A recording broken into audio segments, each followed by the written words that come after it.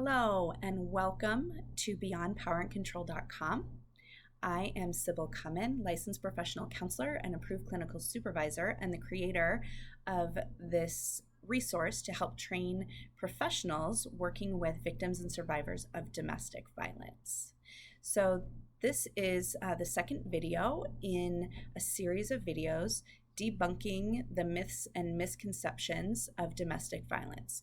So the who's, the how's, the what's, and the why's of domestic violence.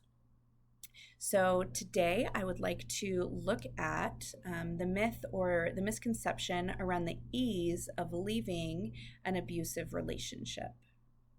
So some of the questions and judgments that victims and survivors hear sometimes on a daily basis is, why don't you just leave? Or, I would have left the first time he said that to me, or she did that, or I was hit. Or it must not be that bad or that scary if you haven't left yet. Really, if it were that easy, they would just leave. If our system was really set up to help support and protect victims of intimate partner violence, they would leave. And so as professionals, what can we do to help clients stay safe and understanding why our clients stay and why it is so difficult to leave? They need a non-judgmental space from us so that they can work through all of the challenges that it takes and all the barriers to leaving. So a couple of reminders. So number one is that on average, it takes a victim in an abusive relationship 7 attempts to leave before they can successfully leave and stay out of that relationship. Number two, and maybe the most important, is that the least safe or most dangerous time for victims of intimate partner violence is the year after they have separated from their abusive partner. This is when more of the homicides and really high lethality situations arise. So number three, if children are involved, then the abuse does not end. It will continue through the legal system, through their children. And so that is really important for us to be aware of. And number four is that this was a systemic process of getting the victim to stay in such an awful and abusive relationship. And a lot of times the gaslighting or brainwashing that is done convinces victims that it is partly their fault and that they actually do not know their reality. They don't know what's up, down, sideways. So they're really confused. So those are kind of 4 things that as clinicians we really need to keep in mind when we are helping clients leave an abusive relationship. So as professionals, what do we do? What's important? How can we keep clients safe? So number one is to really listen without judgment to our clients. So as backwards as it seems, our clients do know how to stay safe and how to stay alive. And so we really need to listen to what they're telling us. We need to listen about what challenges they feel like they are facing in leaving.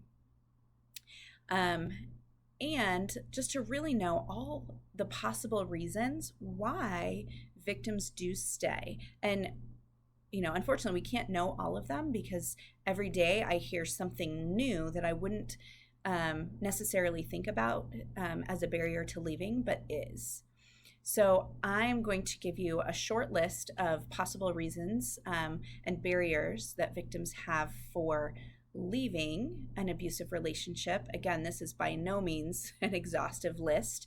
I hear things again all the time that I would not have considered from my clients. And so again, so important to listen to your clients and what they're telling you. So here are some possible reasons. So they have no job or financial resources. They've been out of the workforce for a really long time.